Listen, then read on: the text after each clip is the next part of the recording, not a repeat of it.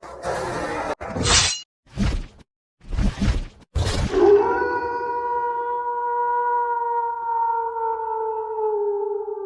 happening, everybody? I'm Batwolf and welcome to another episode of Art Time. Today is a special episode for me as it's quite the blast from the past. I will be drawing the barbaric, merciless vigilante, the Punisher, versus the man, myth, and legend, the Baba Yaga, John Wick. For those of you new to this channel, my very first video that I ever posted was a Lego short based off of this matchup. So for this drawing, I'm going to let you in on my process and most of all, who I think would win. With geek facts out of the way, let us begin.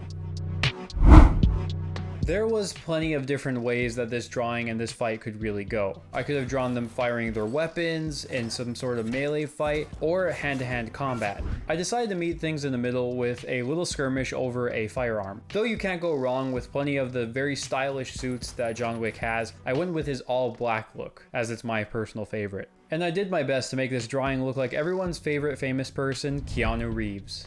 For the Punisher, I wanted to make it look similar to my personal favorite Punisher actor, Jon Bernthal, who I can personally say is very awesome and nice in real life, as I actually met him a few years back at a Comic-Con. Normally when I want to add facial hair, I usually use the same brush as I do with a line art. So in this case, I wanted to try something new and use a stubble and hairbrush. For Punisher's vest, I add some textures to make it actually look like a military style vest. And I actually used a pencil brush to draw on the skull to make it look not so perfect and like it was painted on. After I added their shading and lighting, I wanted to place them in a nightclub. Though adding the line art of a nightclub would have taken too long, and I think it would have taken away from the main subjects. So instead I wanted to add the illusion of a nightclub through some really cool lighting, which I believe totally worked and I think brought this picture to life. But check it out and let me know what you guys think.